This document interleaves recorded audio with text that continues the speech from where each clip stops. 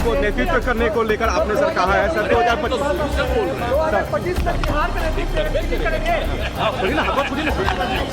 एकदम करेगा, समझ गए ना। ये एक दूसरे को ठगने पर लगे हैं। वो प्रधानमंत्री के सपना देखने में लगे हैं, तेजस्वी जी मुख्यमंत्री के सपना देखने में लगे हैं। उनके ऊपर सवार है, उनको एक भय सता गया है कि कहीं मुझे बीच में ही तेजस्वी हटा न दे।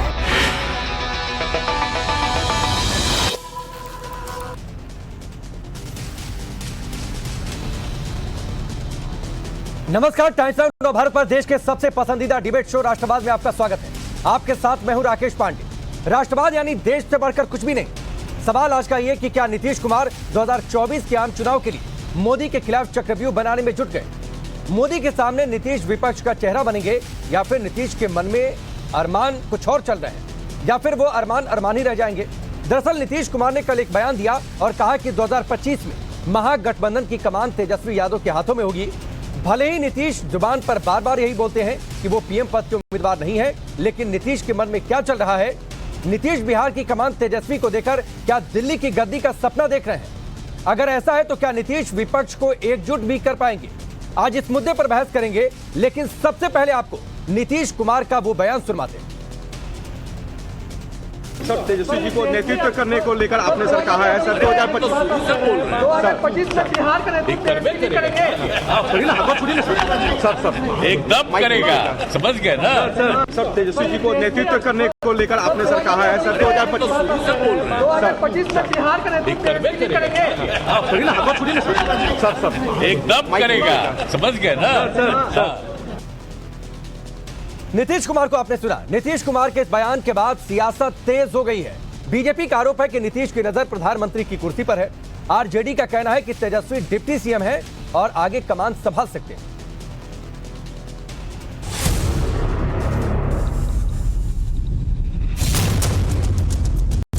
सेकेंड मैन इन कमांड जो है इस सरकार में वो माननीय उप मुख्यमंत्री तेजस्वी प्रसाद यादव जी। अब जब मुख्यमंत्री चाह नहीं रखेंगे पैक को लीड करने की, तो सेकेंड मैन इन कमांड वो आगे आएंगे। तो स्वाभाविक सी बात है कि तेजस्वी प्रसाद यादव जी के नेतृत्व में चुनाव होगा। ये एक दूसरे को ठगने पर लगे हैं। वो प्रधानमंत्री के सपना देखने में लगे हैं, तेजस्वी जी मुख्यमंत्री के सपना देखने में लगे हैं। और एक दूसरे के दाव में कौन किसको पलटी मारता है। बिहार की राजनीति को अस्थिरता बढ़ेगी, लेकिन किसी का सपना साकार होने वाला अभी नहीं है। तेजस्वी यादव जी को लेकर के उनकी अपनी घोषणा, उनकी चिंता है। और आज के दिन में तेजस्वी यादव उप मुख्यमंत्री है, नेता है, तो जाहिर सी बात है कि वो अपने लहजे में बात करते हैं।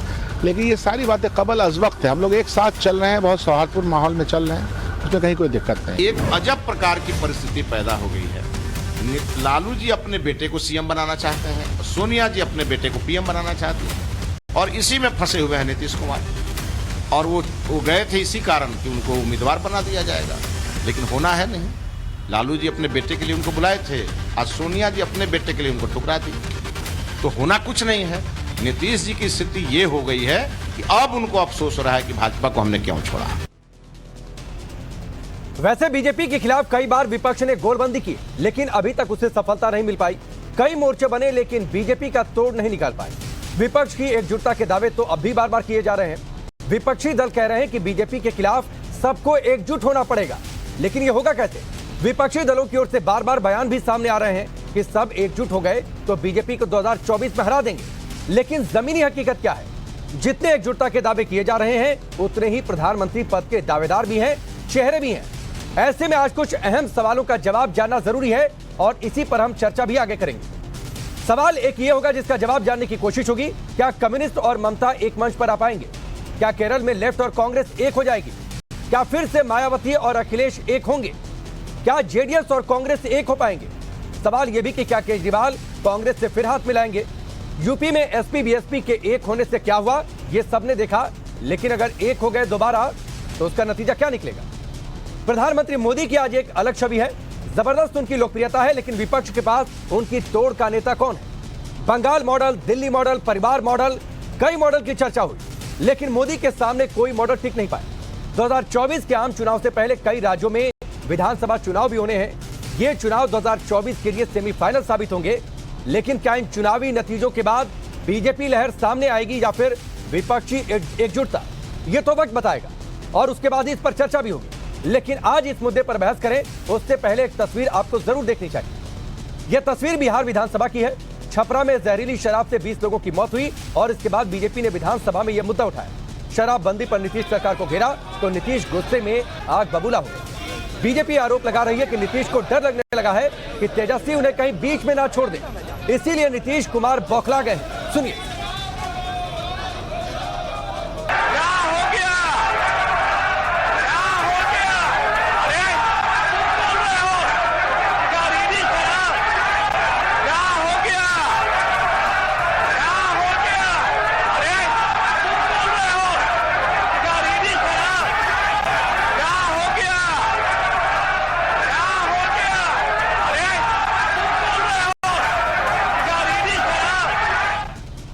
देखिए, नीतीश कुमार जी इधर फ्रस्ट्रेशन है या बुढ़ापे का उनके ऊपर सवार है। उनको एक भय सता गया है कि कहीं मुझे बीच में ही तेजस्वी हटा न दे, इसीलिए कभी कह रहे हैं कि गद्दी में सौंप रहा हूं, कभी कुछ कह रहे हैं। और ये व्यवहार 10 साल पहले नहीं था। ये व्यवहार बड़ा अशोभनीय व्यवहार आज बिहार विधानसभा में माननीय मुख्यमंत्री नीतीश कुमार जी का हुआ। तो आपने सुना विधानसभा के पटल पर किस तरीके से नीतीश कुमार बौखला गए। उनकी बौखलाहट के पीछे वजह क्या है, राष्ट्रवाद में आगे बढ़े, लेकिन उससे पहले उन सवालों पर नजर जिनके इर्द गिर्द हमारी आज की चर्चा आगे बढ़ेगी। सवाल नंबर 1, मोदी से टक्कर के लिए नीतीश की ढाई चाल, क्या तेजस्वी सिर्फ मोहरा है नीतीश कुमार के लिए। सवाल यह भी कि मन में कुर्ती जुबान पर तेजस्वी, 2024 के लिए क्या नीतीश कुमार की यही रणनीति है। सवाल यह भी होगा कि अखिलेश ममता सबका सरेंडर क्या होगा और 2024 क्या नीतीश वर्सेस मोदी होगा। क्या विपक्ष नीतीश कुमार को स्वीकार करेगा चेहरे के तौर पर, क्या विपक्ष को नीतीश कुमार कबूल होंगे और एक सर्वमान्य नेता के तौर पर मोदी के सामने पूरा विपक्ष उन्हें खड़ा कर पाएगा। इसी पर हमारी चर्चा आगे बढ़ेगी। सबसे पहले आपका परिचय आज के मेहमानों से करवाते हैं, फिर बहस की शुरुआत करेंगे। हमारे साथ राकेश त्रिपाठी जी जुड़ रहे हैं, भारतीय जनता पार्टी के प्रवक्ता। हर्षवर्धन त्रिपाठी जी हमारे साथ, वरिष्ठ पत्रकार। अशरफ अली फातमी, जेडीयू के नेता। अशोक सिंह, आरजेडी के नेता। तहसीन पूनावाला, पॉलिटिकल एनालिस्ट हैं। जूही विश्वास हैं, टीएमसी के स्पोक्स पर्सन। लेकिन सबसे पहले मैं अशरफ आपके पास आता हूं। 3 में से 2 उपचुनाव हार गए। सवाल उठ रहा था कि तेजस्वी को कमान सौंप दीजिए, तो यह 2024 की रणनीति है या फिर 2025 तक सीएम की कुर्सी बची रहे, इसलिए नीतीश कुमार ने कह दिया कि तेजस्वी यादव लीड करेंगे।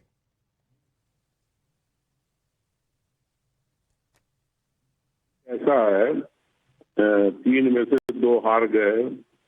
आपने यहीं से बात शुरू कर दिया था। आपका मंशा तो साफ है कि आप क्या चाह रहे हैं, और आपने जितनी भी बातें रखी तो वो लगता है कि कहीं न कहीं से आपको फीडबैक होगा, उस लिहाज से रख दिया आपने।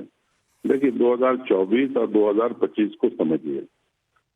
माननीय नीतीश कुमार जी ने कहीं ये नहीं कहा उससे कि मैं प्रधानमंत्री का उम्मीदवार हूँ। उन्होंने बहुत स्पष्ट तरीके से कहा है कि मैं पूरे देश के समाजवादियों को और विपक्ष को एक करूंगा और एक करके देश के सामने विकल्प मेन फ्रंट बनाने की कोशिश करूंगा। दूसरी बात, जहां तक सवाल पैदा होता है कि आपने कहा कि क्या वो प्रधानमंत्री के उम्मीदवार हैं, तो आपसे मैं बता दूं कि उन्होंने बार बार कहा है कि मैं कहीं भी प्रधानमंत्री का उम्मीदवार नहीं हूं। लेकिन हमारे जैसे लोग और हमारे जैसे बहुत सारे कार्यकर्ता जो जनता दल यू में हैं, वो चाहते हैं कि वो उम्मीदवार बने। नंबर 1, उनको प्रधानमंत्री बनना चाहिए। और दूसरी तरफ पूरे बिहार के लोग, आम लोग, उनका ये मानना है कि यूपी से प्रधानमंत्री बन गए, कई यहाँ तक के पंजाब से भी बने, गुजरात से बने, आंध्रा से बने, बहुत जगह से बन गए, कर्नाटका से बन गए, तो क्यों नहीं बिहार से प्रधानमंत्री बने। तो प्रधानमंत्री पद के आप लोगों की ओर से उम्मीदवार होंगे ना, पहले तो ये स्पष्ट कर दीजिए, फिर उसके बाद आपने जो बातें शुरुआत में कही उस पर मैं आता हूं। मेरी बात सुन लीजिए पहले, उसके बाद 1 मिनट अनइंटरप्टेड आपको टाइम दिया, फिर मैंने टोका है अशरफ जी, मेरी बात और डिबेट में शुरुआत में इतना ही समय मिलता है सर। आप मेरी बात सुन ले हजूर, मैं आपसे रिक्वेस्ट कर रहा हूं, मेरी बात सुन लीजिए। तो ये आम आदमी की ख्वाहिश है कि वो बने। आज जिस तरह से जो पिछड़े राज्य हैं, चाहे बिहार हो, यूपी हो, राजस्थान हो, मध्य प्रदेश हो, छत्तीसगढ़ हो, या आप चले आए झारखंड हो, उड़ीसा हो, बंगाल हो, ये सब जो है गरीब राज्य हैं और इसकी तरफ मोदी सरकार की कहीं निगाह नहीं है। वो सिर्फ जितना डेवलपमेंट का काम है वो एक राज्य में कर रहे हैं, हर तरह से उसको आगे बढ़ाना चाहते हैं। तो ये जो नहीं, मैं यूपी में कितना विकास हो रहा है, राजस्थान में क्या हो रहा है, उस पर चर्चा मैं करूंगा अलग से, उस पर हो जाएगी, और राकेश जी उसका बेहतर तरीके से जवाब भी देंगे, उत्तर प्रदेश से आते हैं तो। लेकिन अशरफ भाई आपने सुन लीजिए सर, सुन लीजिए, 1.5 मिनट आपने अनइंटरप्टेड बोला है, अब एक क्रॉस क्वेश्चन ले लीजिए, फिर मैं सबकी टिप्पणी लूंगा। आपने शुरुआत में कहा 3 में से 2 सीटें जेडीयू हार गई उपचुनाव में, फीड हमें किया गया है, बताएंगे कहां से फीड किया गया है, और क्या यह सच्चाई नहीं है कि हारे हैं उपचुनाव? मैंने अपनी ओर से बोल दिया।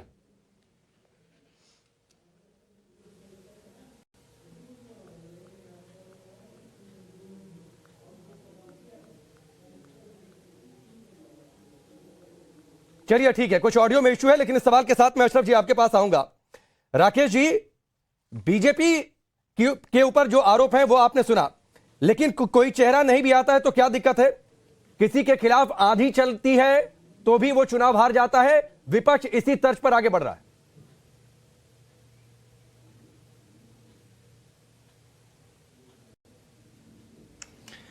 देखिए, वास्तविकता यह है कि जब से कुढ़नी में चुनाव हारे हैं, नीतीश कुमार जी पर एक बड़ा नैतिक दबाव मुझे लगता है शायद आरजेडी ने बना दिया है। आरजेडी की सीट थी, जेडीयू को चुनाव लड़ने के लिए दिया, जेडीयू वहां चुनाव हार गई, तो ऐसी अवस्था में नीतीश कुमार पर दबाव आ जाना स्वाभाविक है। गोपालगंज के भी चुनाव से पहले भारतीय जनता पार्टी ने वहां पे हराने का काम इनको किया है। तो एक एक करके जिस तरह से सीटें बिहार में आरजेडी जेडीयू गठबंधन के बावजूद भारतीय जनता पार्टी ने वहां जीती हैं, उसकी वजह से आज एक घबराहट है और नीतीश कुमार पर इस बात का दबाव है। और इसी दबाव में आकर के उन्होंने आज तेजस्वी की, जिसको कहते हैं ना कि नेता तेजस्वी को स्वीकार कर लिया, उनकी अधीनता स्वीकार कर ली है। क्या यह बात पूरी जेडीयू के भीतर स्थापित हो गई है? क्या पूरी जेडीयू अब आरजेडी में मर्ज करने जा रही है, उसके सामने घुटने टेकने जा रही है?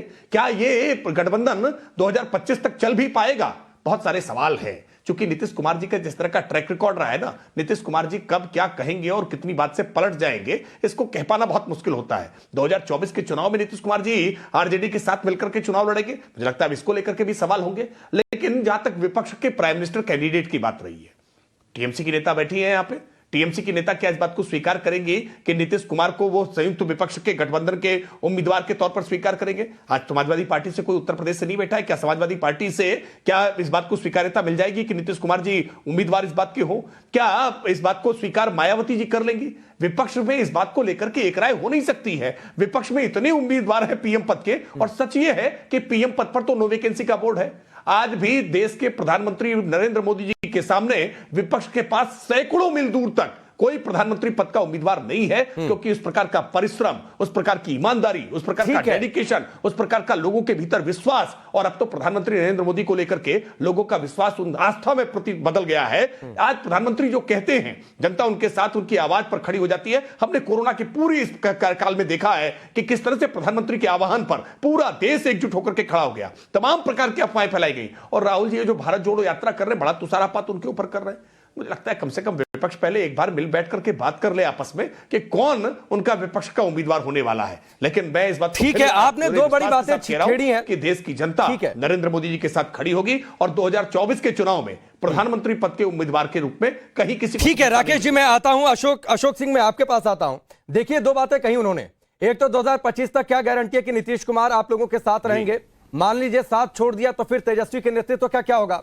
और क्या सभी पार्टियां मान जाएंगी कि नीतीश कुमार चेहरा होंगे? क्योंकि आप तो इसी आधार पर आगे बढ़ रहे हैं सर कि नीतीश कुमार को प्रधानमंत्री के तौर पर प्रोजेक्ट कर दिया जाए और तेजस्वी इसी बहाने बिहार में स्टैब्लिश हो जाए।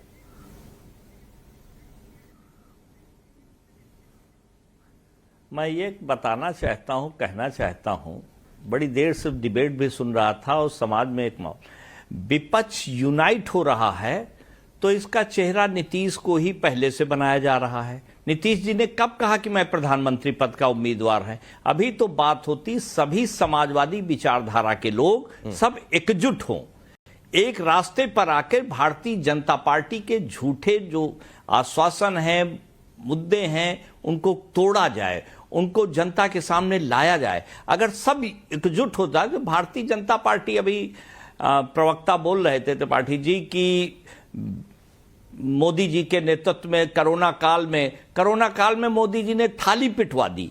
इस देश की जनता के साथ इससे बड़ा धोखा क्या हुआ? नहीं अशोक जी छोड़िए, वो कोरोना काल में क्या हुआ, थाली पीटी गई, उसका क्या नतीजा निकला, घंटे बहुत चर्चा हुई है सर। मैं डिटेल नहीं होने देना चाहता हूं। मुझे एक सवाल का बड़ा सीधा सा जवाब दे दीजिए। आप चाहते हैं कि विपक्ष एकजुट हो जाए, क्या आप ये नहीं चाहते कि नीतीश कुमार उस विपक्ष का चेहरा बने?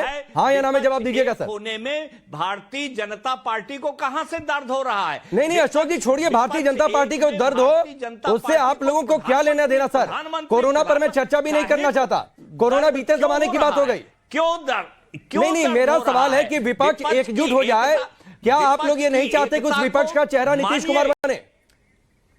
हाँ,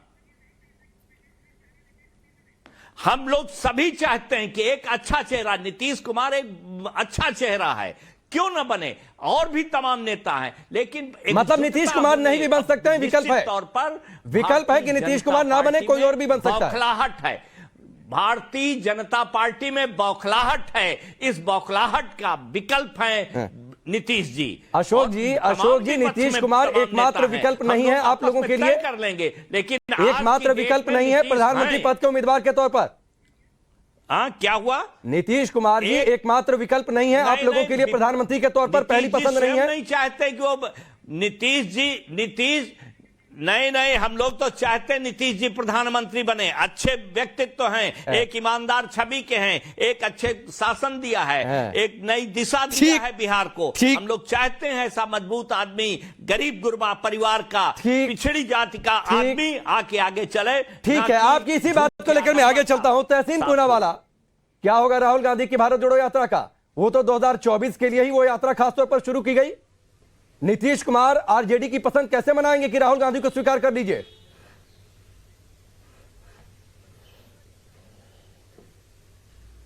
जी, आपकी शो में मैं शिरकत कर रहा हूं, इसलिए मैं आपका शुक्रगुजार हूं। दो चीज मैं आपसे कहना चाहता हूं। सबसे पहले मैं आपको साधुवाद देना चाहता हूं, धन्यवाद आपका करना चाहता हूं इस बात के लिए कि आप ये सोच रहे हो और इस चीज पर आप डिबेट कर रहे हो कि विपक्ष से प्रधानमंत्री कौन बनेगा। ये चीज तो तय है कि 2024 में विपक्ष की ही सरकार बनेगी, क्योंकि जो पीएम है, मैं प्रधानमंत्री नहीं प्रचार मंत्री जी की बात कर रहा हूं। प्रचार मंत्री जो सिर्फ मन की बात करते, इस मुल्क के लिए काम की बात नहीं करते, वो 2024 में उनका राजनीतिक तौर से उनका जो पॉलिटिकल करियर है वो समाप्त होने वाला है राजनीतिक तौर से। लेकिन हम आते हैं जो विपक्ष पे कौन प्रधानमंत्री बनेगा, जो आपका मूल सवाल है। जितने भी सांसद, जो भी एमपीज जीत कर आएंगे, वो तय करेंगे उनका प्रधानमंत्री कौन बनेगा। यही बात बाबा साहेब आम्बेडकर ने कॉन्स्टिट्यूएंट असेंबली में बताया था, और मैं उस डिबेट को कोट करते हुए अपनी बात को समाप्त करता हूं। बाबा साहेब आम्बेडकर ने कॉन्स्टिट्यूएंट असेंबली में कहा था, जब डिबेट हुआ था कि हमारी डेमोक्रेसी पार्लियामेंट्री डेमोक्रेसी होनी चाहिए, मल्टी पार्टी या प्रेसिडेंशियल डेमोक्रेसी, तो उन्होंने कहा था कि कोई भी एक व्यक्ति के नाम पर चुनाव नहीं लड़ना चाहिए। आज भी मैं समझता हूं इस पैनल में जितने भी मेरे भाई बहन बैठे हुए हैं, जो भी आपके दर्शक देख रहे हैं, जब वे जाते हो, चाहे किसी भी पार्टी के लिए वोट करते हो, वो कमल के लिए वोट करते, आरजेडी के लिए वोट करते, वो कांग्रेस के लिए वोट करते, ना कि नरेंद्र मोदी साहब के लिए, ना कि नीतीश जी के लिए, ना कि राहुल गांधी जी के लिए। बाबा साहेब आम्बेडकर ने हमें ये बात की चेतावनी दी थी कि अगर एक व्यक्ति विशेष हमारा लोकतंत्र एक व्यक्ति विशेष के नाम पर चलने लगेगा, तब वो लोकतंत्र नहीं रहेगा। तो मोदी के खिलाफ कोई नहीं है। मोदी जी अपना काम करे, प्रचार मंत्री से दोबारा अगर प्रधानमंत्री बन जाए तो शायद उम्मीद है कि 2024 में वो जीत सकते हैं, लेकिन मुझे ये उम्मीद नहीं लगती है। वो हारने वाले, भाजपा हारने वाली है, और 2024 में विपक्ष की सरकार बनने वाली है। भाई आपने बहुत डिप्लोमेटिक आंसर प्रधानमंत्री कौन होगा, तहसीन भाई आपने बहुत डिप्लोमेटिक जवाब दिया। अगर एक मोर्चे को क्रिएट करने की कोशिश होती है, एक मोर्चे को क्रिएट करने की कोशिश होती है, तो क्या कांग्रेस पार्टी ये स्वीकार करेगी कि विपक्ष का एकमात्र और सर्वमान्य चेहरा नीतीश कुमार हो? जी जी, मैं उसका भी जवाब आपको देता हूं। चेहरा हो गए भारत के 140 करोड़ की आवाम, चेहरा हो गए नीतीश जी, मायावती जी, अखिलेश यादव जी, राहुल जी, सब लोग जो एक हो गए। चेहरा होगा जो नीति पे चुनाव लड़ा जाएगा। और मैं आज आपके शो पे एक चैलेंज देता हूं, राकेश भैया बैठे भाजपा से, क्या मोदी जी की भाजपा, क्योंकि अब तो मोदी जी की भाजपा हो गई, ये गठबंधन में नहीं है, एनडीए समाप्त हो गया है, क्या भाजपा गठबंधन में नहीं है उत्तर प्रदेश में, अन्य राज्यों में? ये क्या आपका डिबेट का मतलब, आपका नहीं, मैं व्यक्तिगत नहीं कह रहा हूं, ये क्या डिबेट के माध्यम चल रहे मोदी वर्सेस हु? क्या मोदी साहब खुद गठबंधन में? अरे तहसीन भाई, अब ऐसा मत कहिए तहसीन भाई, नहीं तहसीन भाई नहीं, आप गलत ट्रैक पर, सुन लीजिए, इंदिरा गांधी भी जब प्रधानमंत्री थी तब भी यही स्थिति हुआ करती थी और ये चर्चा हुआ करती थी देश में। तो जब भी कोई एक सशक्त लीडरशिप उभरती है तो ये चर्चा होती है, एक बार ये चर्चा होती है कि कौन उनके साथ है, कौन उनके खिलाफ है। हुआ करती थी। तो ऐसा नहीं है ना कि कांग्रेस पार्टी के साथ अगर कोई मजबूत लीडरशिप है तब तो उसके लिए चर्चा ठीक है सर, और दूसरी पार्टी में अगर कोई मजबूत लीडरशिप है तो उसके लिए चर्चा ठीक नहीं है। मैं समझ गया आपका सवाल, आप मेरा जवाब सुन लीजिए। सर, मैं आपका सवाल समझ लिया, आप मेरा जवाब सुन लीजिए। मैं समझ गया आपका सवाल। आपका सवाल के मैं दो भाग में उत्तर दूंगा। एक, इंदिरा जी के समय भी ये होता था और वो गलत था, वो भी गलत था, और बाबा साहेब आंबेडकर ने तब भी कहा था कि ये गलत है, मतलब उसके पहले कहा था और वो भी गलत था। दूसरी चीज, क्योंकि कोई गलत चीज इंदिरा जी के समय हुई वो इस बार हो, ये कौन सा तर्क है? नया भारत बनाने वाले थे ना मोदी जी। मोदी जी कह देते न्यू इंडिया बिल्कुल पुरानी इंडिया की तरह है, कह देते न्यू इंडिया बिल्कुल जो इंदिरा जी ने क्या मैं वो ही करूंगा। वो तो नहीं कहा था ना मोदी जी ने। जब टाइम्स नाउ के आपके साथ बात करते मोदी जी कहते मैं न्यू इंडिया की रचना कर रहा हूं, न्यू इंडिया इंदिरा जी वाला इंडिया है, वही इंडिया बना रहे मोदी जी, तो बता देते तो फिर पुराना इंडिया ही अच्छा था। नहीं तहसीन भाई, अब आपकी इस राय से कितनी कांग्रेस पार्टी के नेता इत्तेफाक रखेंगे ये बड़ा दिलचस्प होगा, और आधिकारिक तौर पर कोई कांग्रेस पार्टी का नेता होता तो मैं जरूर उससे ये सवाल करता, जरूर सवाल करता तहसीन भाई। सोचो जो मैं कह रहा हूं बिल्कुल सही है। ठीक है, चलिए जूही जी, क्या ममता बनर्जी स्वीकार करेंगी नीतीश कुमार को विपक्ष के चेहरे के तौर पर? ठीक है, मैं आता हूं 10 सेकंड लूंगा जल्दी 10 सेकंड, सिर्फ 10 सेकंड। कांग्रेस को भी अधिकार है मुझसे इत्तेफाक नहीं रखने का, ये अधिकार कांग्रेस को भी है। नहीं, ठीक है, चलिए, संविधान ने दिया है, ठीक है, they don't have to agree with me. लेकिन जो इंदिरा जी के समय हुआ वो भी गलत है और आज हो रहा वो भी गलत है। ठीक है, चलिए जूही विश्वास, सवाल आपसे, क्या ममता बनर्जी स्वीकार करेंगी नीतीश कुमार को विपक्ष के चेहरे के तौर पर? क्योंकि ख्वाहिशें, अरमान तो उनके भी हैं, और उसी अरमान के लिए पश्चिम बंगाल में रैलियां हुई, विपक्ष को एकजुट किया गया, नतीजा क्या निकला? राकेश जी, मैं आपको पहले ये कहना चाहूंगी, 2024 के जो इलेक्शन है वो किसी एक व्यक्ति विशेष का इलेक्शन नहीं है, जैसे दिखाया जा रहा है कि ये नरेंद्र मोदी का इलेक्शन है या पीएम पोस्ट का इलेक्शन है। ये एक्चुअली देश के जनता का इलेक्शन है। ये इलेक्शन बीजेपी के खिलाफ देश के जो अवाम है वो अवाम की चुनाव है।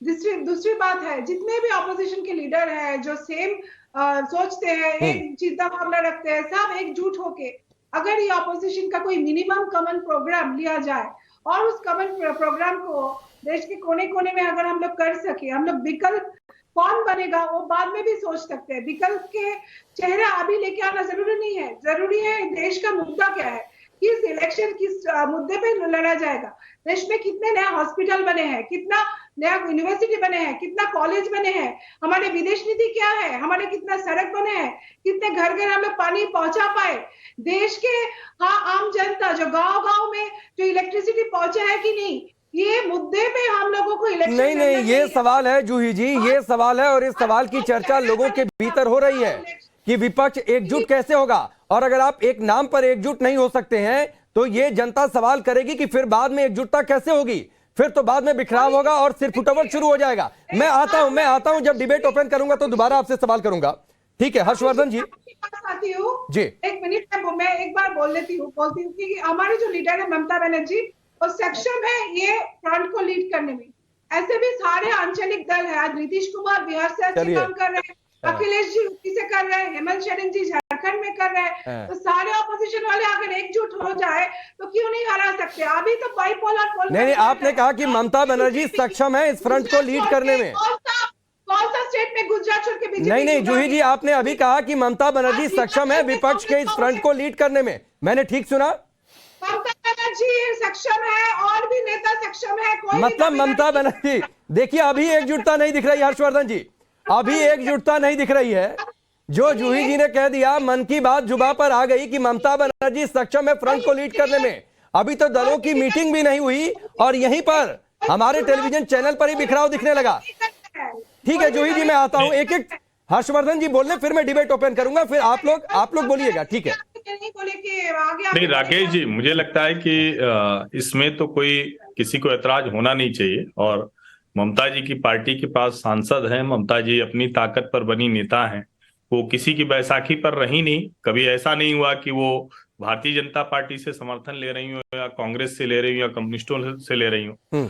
जो नीतीश जी का व्यक्तित्व है वो तो पूरी तरह से परजीवी व्यक्तित्व है ना, वो अपनी ताकत से तो वो चुनाव जीतते नहीं रहे। तो ममता जी से नीतीश जी की तुलना होनी भी नहीं चाहिए और किसी भी तरह से ठीक नहीं, पहली बात। दूसरी बात यह कि अगर नीतीश कुमार जी सचमुच, और मुझे अच्छा लगता कि अगर जब वो भारतीय जनता पार्टी को इस बार छोड़कर गए थे तो वो कहते कि तेजस्वी जी हमारे नेता हैं, और मैं इसमें कोई गलत नहीं देखता। भारतीय जनता पार्टी के लोग उनके ऊपर आरोप लगा रहे हैं, लेकिन मुझे लगता है कि अच्छा होता, एक नौजवान नेतृत्व है, इतनी सीटें लेकर आए हैं राज्य में, दो बड़ी पार्टियां तो भाजपा और राष्ट्रीय जनता दल है, तो उनमें से किसी का मुख्यमंत्री होता। और वैसे भी नीतीश जी की पार्टी तो तीसरे नंबर पर बिहार में ही जा चुकी है, बिहार के बाहर उसका कोई अस्तित्व तो नहीं है। तो मुझे लगता है कि नीतीश प्रधानमंत्री, ऐसी चर्चा भी कोई उसका आधार है नहीं। अब दूसरी जो महत्वपूर्ण बात है, जब वो कहते हैं कि तेजस्वी 2025 में अगुवाई करेंगे, तो इसका मतलब यही हुआ ना कि एक नौजवान नेता जो उनके साथ पहले भी उप मुख्यमंत्री रह चुका हो, अभी भी वो उसको कुर्सी नहीं देना चाहते। इतना सत्ता लोभ, इतनी सत्ता लोलुपता रखने वाला नेता राजनीति में सबको एक कर सकेगा, ये मुझे लगता नहीं। ये नहीं, तो यहां पर ये सवाल उठता है हर्षवर्धन जी कि 2025 में तेजस्वी लीड करेंगे, ये बात कहकर नीतीश कुमार ने तेजस्वी का कद बढ़ा दिया कि 2025 तक अपनी कुर्सी बचा ली है। निश्चित तौर पर अपनी कुर्सी बचा ली, इसमें कद बढ़ाने जैसा कुछ है नहीं। तेजस्वी का कद नीतीश से आज बहुत बड़ा है बिहार में। चलिए अशरफ जी, कोई कमेंट करना चाहेंगे हर्षवर्धन जी की इस बात पर? हर्षवर्धन जी पता नहीं, पत्रकार हैं, मैं बहुत ज्यादा इनको जानता नहीं हूँ, और पता नहीं ये तो खुद ही समझते होंगे कि नीतीश कुमार ने 3 मरतबा मुख्यमंत्री बने तो किसी की दया पे तो बने नहीं, मतलब कई मरतबा मुख्यमंत्री बने, अपनी ताकत से बने हैं। इनकी वजह से भारतीय जनता पार्टी को जरूर ताकत बिहार में मिल गई। अब उनको पता चलेगा, भारतीय जनता पार्टी जब अलग लड़ेगी और जहां महागठबंधन लड़ेगा तो मालूम पड़ेगा अगले लोकसभा में और आने वाले 2025 में। मैं आपसे बता देना चाहता हूं कि नीतीश कुमार जी स्वयं उम्मीदवार नहीं है, ये मैंने आपको पहले बिगिनिंग में बता दिया। उनकी ख्वाहिश नहीं है, हाँ हम जैसे लोगों की ख्वाहिश है। अशरफ जी, एक ऐसा मौका बता दीजिए जब नीतीश कुमार ने अपने दम पर सीएम की कुर्सी हासिल की हो। अटल बिहारी वाजपेयी जी कैसे बने थे? नहीं, आपने कहा ना, मैं यहाँ पर मोदी जी कैसे बने? अरे तो स्वीकार करिए ना कि अकेले अपने दम पर नहीं बन सके सीएम। आपने कहा कि अपनी ताकत के दम पर वो सीएम बने, हर बार दल बदल कर उन्होंने मुख्यमंत्री बने, और वो कब किससे उन्होंने नाता तोड़ा, ये लगातार हमने टेलीविजन स्क्रीन पर रखा हुआ है। तो आपने जो कहा कि अपनी ताकत के दम पर सीएम बने, मैं उस बात को सिर्फ काउंटर कर रहा था। मेरी बात सुनेंगे आप? मेरी बात सुन लीजिए जरा राकेश जी, सुनिए। मैं 1991 में पहली मरतबा एमपी बना हूँ, समझ गए ना, और मैं कम से कम 91 से हर चीज को बहुत करीब से देखा है पार्लियामेंट को। 1 मरतबा नहीं, 4 मरतबा पार्लियामेंट में गया हूँ, ठीक है ना। आप बताओ एक चीज कि अगर एनडीए नहीं होता तो 2014 में प्रधानमंत्री बन गए होते। अरे तो वो तो ठीक है, इसीलिए तो हमने पूछा कि पूरा एनडीए था, उसके नेता बने, तो क्या विपक्ष का चेहरा बन पाएंगे नीतीश कुमार? सवाल तो यही है, जिस सवाल का आप लोग ठीक से जवाब नहीं दे पा रहे। और अगर विपक्ष का चेहरा नहीं बन पाए तो क्या करेंगे नीतीश कुमार? आरजेडी के साथ रहेंगे या 2025 से पहले फिर बीजेपी के साथ आ जाएंगे? भाई आपको जैसे लग रहा हो कि किसी के लिए सवाल करें, मेरे बोल लेने दीजिए। देखिए, अब मामला यह है कि एनडीए तो खत्म हो गया, एनडीए कहीं अस्तित्व में नहीं है। अब जो हिंदुस्तान में चुनाव होने जा रहा है उसमें मैक्सिमम विपक्ष, ठीक है, इसमें बहुत सारे लोग हो सकता है कि साथ चुनाव न लड़े, लेकिन अशरफ भाई एक सवाल का थोड़ा जवाब छोटा छोटा रखिए। मैं राकेश जी का रुख करूंगा, वो बेहतर आपको समझाएंगे कि एनडीए कहां और कैसे अस्तित्व में है, आपने किस तरीके से ये बातें कही। नहीं अशरफ भाई, मैं सुन रहा हूं सर, जरा थोड़ा छोटे जवाब रखिए, बाकी मेहमान भी हैं। आप बीच में मत छेड़िए, सुनिए। तो बहुत सारे नेता हो सकता है कि उनके मन में हो कि हम प्रधानमंत्री बने, क्या बुरी बात है, होना चाहिए। किसी के अंदर होना चाहिए कि हमको प्रधानमंत्री बनना है, और इसमें बहुत सारी पार्टियां हैं, खुदा न खास्ता कोई अलग भी लड़ती है, तो क्या वो भारतीय जनता पार्टी को मदद करेगी? आपने एनडीए की बात कही, एनडीए के प्रधानमंत्री पद के उम्मीदवार नरेंद्र मोदी चुने गए थे 2014 चुनाव से पहले। विपक्ष के मोर्चे के प्रधानमंत्री पद के उम्मीदवार चुने जाएंगे नीतीश कुमार 2024 चुनाव से पहले। भाई आप इतनी जल्दी में क्यों? अभी अरे आपने ये बात कही ना, राकेश जी इनकी बात का जवाब दीजिए। कह रहे हैं एनडीए अस्तित्व में नहीं है। मैं पूछ रहा हूं प्रधानमंत्री पद का उम्मीदवार, आता हूं हर्षवर्धन जी, ये कह रहे हैं प्रधानमंत्री पद का उम्मीदवार, एनडीए ने तो अपना चेहरा चुन लिया था, ये लोग चेहरा चुनने की स्थिति में नहीं है। He is not the candidate for PMship, आप समझ लें। वो सुन लीजिए, अब जवाब सुन लीजिए राकेश जी से। सुझाव दूंगा। देखिए अशरफ जी, अगर आप सच में चाहते हैं, अशरफ जी अगर सचमुच चाहते हैं कि नीतीश कुमार जी भारत के प्रधानमंत्री के उम्मीदवार बने, विपक्ष के उम्मीदवार बने अगर प्रधानमंत्री पद के, तो कम से कम उन्हें बिहार के मुख्यमंत्री पद से इस्तीफा देकर के और देशव्यापी इस समय चुनाव प्रचार में लगना चाहिए, पूरे देश भर में प्रवास करना चाहिए। लेकिन सत्ता लोलुपता जो बात हर्षवर्धन जी कह रहे थे वो सच में इतनी है कि 2025 का उन्होंने झांसा दे दिया कि 2025 तक तो मैं कुर्सी नहीं छोड़ने वाला। 2024 में लोकसभा का चुनाव होना है, अगर उनके मन के भीतर है कि वो पीएम बने, और अगर आपके मन के भीतर है कि उनको पीएम बनाया जाए, उनको पीएम कैंडिडेट बनाया जाए, तो कम से कम उनको मुख्यमंत्री पद छोड़ करके प्रचार में लगना चाहिए, देश भर में सारे दलों को एकजुट करना चाहिए। लेकिन वो इसके लिए तैयार नहीं है। और अशोक सिंह जी को हमने सुन लिया, अशोक सिंह जी उनको अभी पीएम कैंडिडेट मानने के लिए तैयार नहीं है, टीएमसी उनको कैंडिडेट मानने के लिए तैयार नहीं है। यानी जितने धड़े यहां बैठे हुए हैं उनमें से कोई उनको पीएम कैंडिडेट पाने को तैयार नहीं है। और यह सच है कि वो बिहार में अपनी पकड़ लगातार खोते गए, उनकी विश्वसनीयता लगातार कम होती गई है, तीसरे नंबर की पार्टी है, और अब पार्टी के भीतर भी उनकी पकड़ लगातार कमजोर हुई है।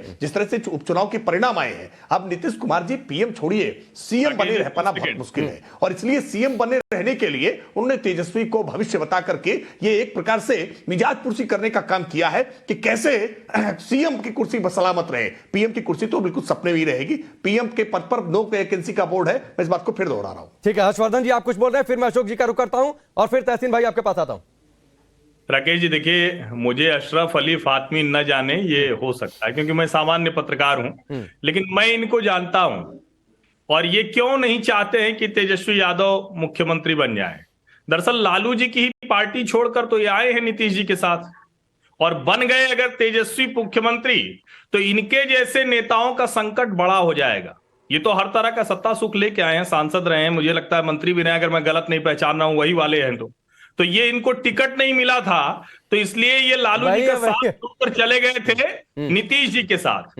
तो ये इतना ही है इनके लिए, समझिए आप, इनके लिए ज्यादा तो इसलिए ये जब बोलते हैं कि कौन है ये क्या है, हम इनको जरूर जानते हैं, हम पत्रकार हैं तो हम तो जानेंगे इनको, ये हमें भले न जाने, ये नेता है, मंत्री हैं, सांसद रहे हैं। तो टिकट न मिलने पर लालू जी के साथ छोड़ के नीतीश जी के साथ गए। ठीक है, बिहार की सियासत में हर्षवर्धन जी वैसे भी पलटी मारने का खेल है, और सिर्फ बिहार में क्यों, मतलब देश में अलग अलग जगहों पर सुविधा के हिसाब से दल बदल चलता रहता है। जी अशरफ जी, आप कुछ बोल रहे हैं। मैंने कहा वही है कि नहीं, मैंने पहचान बताई। मैं पत्रकार साहब को एक चीज बता दूं कि मैंने पार्टी नहीं छोड़ा था, आपको याद नहीं होगा, और आज भी मेरे लालू यादव लीडर हैं, तेजस्वी इज ऑल्सो आवर लीडर। तो सब भ्रम में मत रहिए, वी आर वन। तो रहना ही पड़ेगा। आप जेडीयू में नहीं है क्या अशरफ भाई? अब तो रहना ही पड़ेगा, अब क्या करिएगा? अब तो आपको पता है ना कि जेडीयू का भविष्य क्या है। नहीं, एक मिनट, अशरफ भाई जेडीयू में नहीं है क्या? अशरफ भाई आप जेडीयू में नहीं है क्या? मैं जेडीयू का महासचिव हूँ। तो लालू यादव तेजस्वी यादव के नेतृत्व की आपने बात कही, पत्रकार साहब को बता आप तो नीतीश कुमार को आपको अपना सबसे बड़ा नेता बताना चाहिए। तो नीतीश कुमार आपके लिए सबसे बड़े नेता नहीं है? कौन? नीतीश कुमार आपके लिए सबसे बड़े नेता नहीं है? सबसे बड़े नेता हैं और लालू यादव भी सबसे बड़े नेता हैं और फ्यूचर बिहार का तेजस्वी यादव है। फातमी जी बड़े नेता, हमारे लिए भी बड़े नेता है। देखिए हम तो जानते चलिए ठीक है, मैं आगे बढ़ता हूँ। तहसीन आप कुछ कह रहे थे, ठीक है, हो गया। अगला ठीक नीतीश कुमार के बाद तेजस्वी ठीक है अशरफ जी, व्यक्तिगत तौर पर इस चर्चा को आगे नहीं बढ़ाऊंगा। ठीक है हर्षवर्धन जी, जान पहचान हो गई। अरे जान पहचान हो गई आप दोनों लोगों में। तहसीन भाई आप कुछ कह रहे थे और सवाल ये कि एनडीए ने तो अपना प्रधानमंत्री पद का उम्मीदवार चुन लिया था, क्या विपक्ष ये उम्मीदवार चुनने की स्थिति में है 2024 चुनाव से पहले?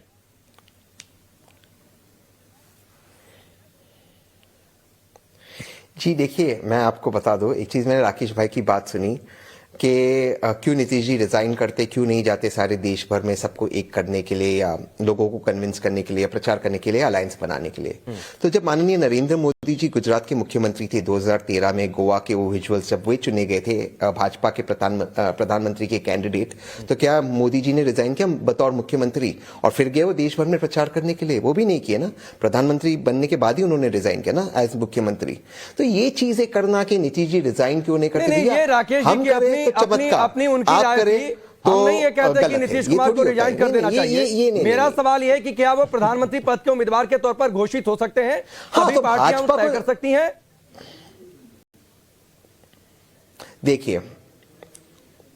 देखिए इस देश में दो विचारधाराएं, मैं बेसिकली कह रहा हूं, दो मेन विचारधाराएं जो एक दूसरे से लड़ती है। एक है एनडीए की विचारधारा जो इस देश के संविधान के खिलाफ है, जो बाबा साहेब आंबेडकर के खिलाफ है, जो इस देश को एक प्रेसिडेंशियल फॉर्म ऑफ डेमोक्रेसी में लेके जाना चाहती है। एक है यूपीए या अदर अलायंस जो बनेगी, जो बाबा साहेब आंबेडकर के विचारधारा और संविधान को जीवित रखना चाहती है। उस संविधान के अनुसार जो इलेक्टेड एमपीज है वो अपना प्रधानमंत्री चुनेंगे, जो इलेक्टेड नहीं, तो क्या ये गैर संवैधानिक है तहसीन भाई? और वो अगर कोई संगठन अपने प्रधानमंत्री पद के उम्मीदवार का नाम घोषित कर दे, क्या ये गैर संवैधानिक है? बिल्कुल, ये प्रेसिडेंशियल फॉर्म ऑफ डेमोक्रेसी है, उसका ये कोई गैर मतलब संवैधानिक है। हाँ या ना, मैं जवाब दीजिए। ईवीएम पर जाते हो वोट करने के लिए, आप कमल के लिए वोट करते हो। नहीं, क्या ये गैर संवैधानिक है? अगर ये संविधान के जो प्रिंसिप, जी मैं उसका उत्तर दे रहा हूं, मैं उत्तर दे रहा हूं, वो संविधान के मूल, संविधान के प्रिंसिपल्स के खिलाफ है, वो उसके प्रिंसिपल्स के खिलाफ है, वो इलीगल नहीं, इमोरल है। क्योंकि जब आप जाते हो, आप जब ईवीएम पर बटन दबाते हो, उस बटन पर नरेंद्र मोदी जी का नाम या उनका चेहरा नहीं होता, कमल होता है, चाहे आप भाजपा के लिए वोट करते हो। और जब भी मोदी जी भी जब भाजपा जीत गई 2014 2019 में, फॉर्मेलिटी के लिए उन एमपीज को मोदी जी को वोट करना पड़ा। तहसीन भाई, इमोरल तो बहुत कुछ हो रहा है इस देश की सियासत में। आप उसके सुप्रीम कोर्ट को गलत कोर्ट कर देना, जाकर माफी मांग लेना, ये भी इमोरल है। दल बदल लेना, ये भी इमोरल है। तो इस देश की संविधान, इस देश की सियासत में तो बहुत कुछ इमोरल हो रहा है। अशोक जी, मैं आता हूं आपके पास। अशरफ अली का मन अभी से डगमगाने लगा है, 2024 तक क्या होगा? कहीं जेडीयू पर पूरी तरीके से कब्जा तो नहीं हो जाएगा? क्या यही तो रणनीति नहीं है? पता नहीं डिबेट में ये बौखलाहट है कि छटपटाहट है भारतीय जनता पार्टी में, क्या है? अगर विपक्ष यूनाइट हो रहा है और एकजुट हो रहा है तो उसमें इतनी डिबेट की जरूरत भी नहीं है। विपक्ष यूनाइट होकर देश को नई दिशा और दशा से अवगत कराएगा और नया रास्ता दिखाने की कोशिश कर रहा है। मीडिया के अंदर बौखलाहट नहीं है अशोक जी। बेरोजगारी, नीतीश कुमार क्यों बौखला गए आज विधानसभा में, आप बताओ, समझा पाएंगे? कोई भी चीज, नीतीश कुमार तो आमतौर पर संयमित नेता है ना, बहुत संभल कर जवाब देते हैं। नीतीश कुमार जी बौखलाए नहीं है, बौखलाहट ना विधानसभा में बौखलाहट पैदा किया भारतीय जनता पार्टी में। उन्होंने बौखलाहट पैदा किया, तब उन्होंने जमकर जवाब दिया है। क्या बौखलाहट पैदा किया? जहरीली शराब से मौत पर सवाल उठाए तो बौखला गए नीतीश कुमार। किसी चीज का सोल्यूशन कोई नहीं, बौखलाहट में नहीं। जहरीली शराब ये कोई जरूरी नहीं है कि कैसे बनी, कहां से पी ली गई, हुई है गलतियां, उस पे देखा जाएगा। जो इसके दोषी होंगे उनको देखा जाएगा, दी जाएगी। लोग मर रहे हैं, देखा जाएगा। आपके लिए बहुत सामान्य बात है। जनता पार्टी जहरीली शराब से मौतें हुई, लोग मर जाए, कहीं बनी कहीं चली गई, कोई मतलब नहीं। ठीक है, हम देख लेंगे। विपक्ष पर सवाल ना उठाए। आपके लिए सामान्य, ये आपके लिए अजीब स्थिति है, ये बहुत जहां पर आपकी सत्ता है वहां पर आप चाहते हैं कि विपक्ष एकदम शांत रहे। आपके लिए सामान्य होगी, लेकिन जिसको जो दोषी होगा वो बख्शा नहीं जाएगा। ये सामान्य बात आपने लगाई है। नहीं, हमने नहीं कहा, आपने कहा। उस दोषी आपने कहा, नहीं जाएगा। जहां से आपने कहा तोड़ा जो हुआ उसे देख लिया जाता। हमने कहा ये हंगामा सामान्य क्यों किया बात, विपक्ष ये ने? मैंने नहीं कहा, ये आपने कहा है। नहीं आपने कहा है। अब ये फिर मैंने उस पर सवाल किया कि आपको ये सामान्य बात लगती है क्या? आता हूं जी आपके पास। ये अगर उन दोषियों के खिलाफ अगर उन दोषियों के खिलाफ काम नहीं होगा तब आपका आरोप प्रत्यारोप। नीतीश से उम्मीद बिल्कुल न की जाए। नीतीश दूध का दूध, पानी का पानी। ये भारतीय जनता पार्टी की बौखलाहट है, विपक्ष हंगामा ना करे, डर है, भय है। हंगामा करेगा तो नीतीश कुमार बौखलाएंगे। इस देश से भारतीय जनता पार्टी का सफाया होने जा रहा, विपक्ष की सरकार बनने जा रही 24 में। मान लीजिए 24 में विपक्ष की सरकार बनेगी, लेकिन जूही जी विपक्ष ये नहीं बताएगा की सरकार होगी किस चेहरे पर, क्योंकि कोई एक दल तो सरकार बनाने की स्थिति में है नहीं, सबको एक साथ आना होगा। सहमति बनेगी कैसे? सभी मिलकर बन जाएगी, आप परेशान न हो। ये सवाल जूही जी के लिए था। ठीक है, ये सवाल जूही जी के लिए था। चाहिए जूही जी के लिए आराम से चुना मैं जाएगा। आपसे पहले भी कह चुकी हूँ कि 2024 में ये नैरेटिव जो आप लोग बना रहे हैं ना कि नरेंद्र मोदी जी के कोई विकल्प नहीं है, कोई चेहरा नहीं है, ये नैरेटिव नहीं चलेगा, क्योंकि 2024 में इलेक्शन होगा मुद्दे पे। आज जो बेरोजगारी है क्या है? 7.77% बेरोजगारी है देश में। आज फ्यूल प्राइस कितना हो चुका है? 100 क्रॉस कर चुके हैं। आज बेरोजगारी, इन्फ्लेशन, आज देश के युवाओं को नौकरी नहीं है। इस मुद्दे पे चुनाव लड़ा जाएगा 2024 में। दावेदार तो सभी है। 2019 का चुनाव बेरोजगारी पर नहीं था, 2014 का चुनाव बेरोजगारी पर नहीं था, गुजरात विधानसभा चुनाव बेरोजगारी पर नहीं था, उत्तर प्रदेश के चुनाव में बेरोजगारी मुद्दा नहीं था। साल में 2 करोड़ लोगों का जो बेकार युवा का जो नौकरी देने वाले तो कहाँ गए? अरे जूही जी, मैंने पूछा ना, आपने कहा कि 2024 का चुनाव बेरोजगारी पर होगा, तो क्या भारतीय इतिहास में पहली बार ऐसा है कि चुनाव बेरोजगारी पर होगा 2024 में? 2019 के चुनाव में बेरोजगारी का मुद्दा नहीं था। पूछ रहे हैं, उससे पहले आप गुजरात को पूछिए कि 2000 मोरबी में जो लोग मरे गए उनका क्या कार्रवाई हुई? अरे उसी मोरबी से बीजेपी जीती 2000। जूही जी, उसी मोरबी से बीजेपी जीती। उसी गुजरात में रिकॉर्ड 156 सीटें मिली। बीजेपी मोरबी में जीत गई है, इसके मतलब आप इनकार करेंगे कि इतने लोग मर गए? मैंने कब कहा कि इनकार करेंगे? मैंने कब कहा? उसमें क्यों सवाल नहीं हो रहा है? आज उनका इंक्वायरी कहाँ पे है, उसका सवाल क्यों नहीं हो रहा है? अरे आपके उन सवालों को भी वहां पर जनता ने इंडोर्स नहीं किया जूही जी। मैं सिर्फ ये कहना चाह रहा हूं, आपके उन सवालों को गुजरात की जनता ने इंडोर्स नहीं किया। दावेदार सभी है, लेकिन हम सब विपक्षियों को एकजुट होकर लड़ना पड़ेगा, आगे आना पड़ेगा। और हमने जैसे बताया, कमल मिनिमम प्रोग्राम से देश में कोने कोने में नरेंद्र मोदी के खिलाफ हम लोग लड़ सकते हैं और जीत भी सकते हैं। इसका रिजल्ट हम लोग अभी चुनाव में देखे हैं। जो हिमाचल है, जो एमसीडी है, जो बाईपोल है, सारे राज्य में बीजेपी पराजित हुए हैं, 1-2 छोड़ के। गुजरात और बिहार में 1 जीते।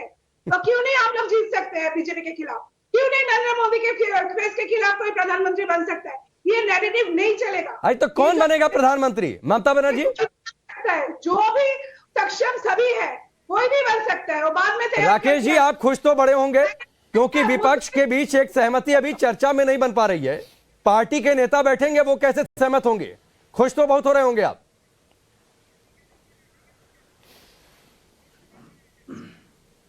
नहीं, ये अति महत्वाकांक्षी लोग हैं और अति महत्वाकांक्षी लोग अपने जमीन नहीं देख रहे हैं, अपने नीचे अपना आधार नहीं देख रहे हैं और बड़े बड़े ख्वाब, बड़े बड़े सपने देख लेते हैं। कोई वैचारिक के बीच में साम्यता नहीं है और इसीलिए किसी प्रकार के गठबंधन की कहीं कोई गुंजाइश नहीं है।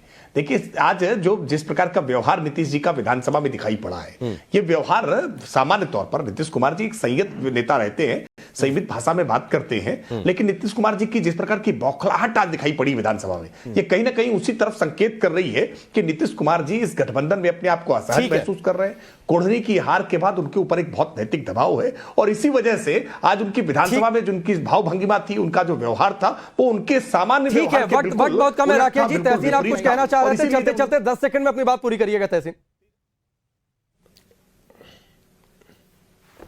जी। मैं आपको एक्चुअली थैंक यू कहना चाहता था। आपने जो जहरीले शराब का मुद्दा उठाया बिहार के अंदर, और उसकी अकाउंटेबिलिटी होनी चाहिए आरजेडी से भी, जेडीयू से भी और कांग्रेस से भी।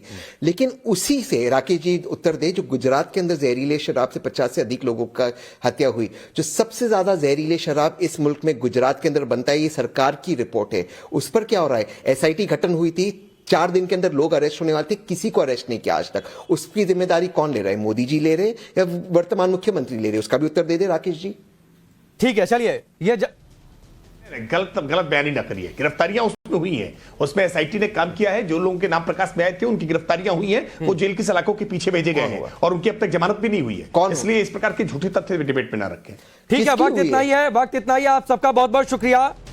सच तो यह है कि 2024 में एनडीए की ओर से नरेंद्र मोदी तो एक सशक्त चेहरा होंगे, लेकिन विपक्ष की ओर से राहुल गांधी, नीतीश कुमार, ममता बनर्जी, केसीआर या फिर शरद पवार, कौन चेहरा होगा?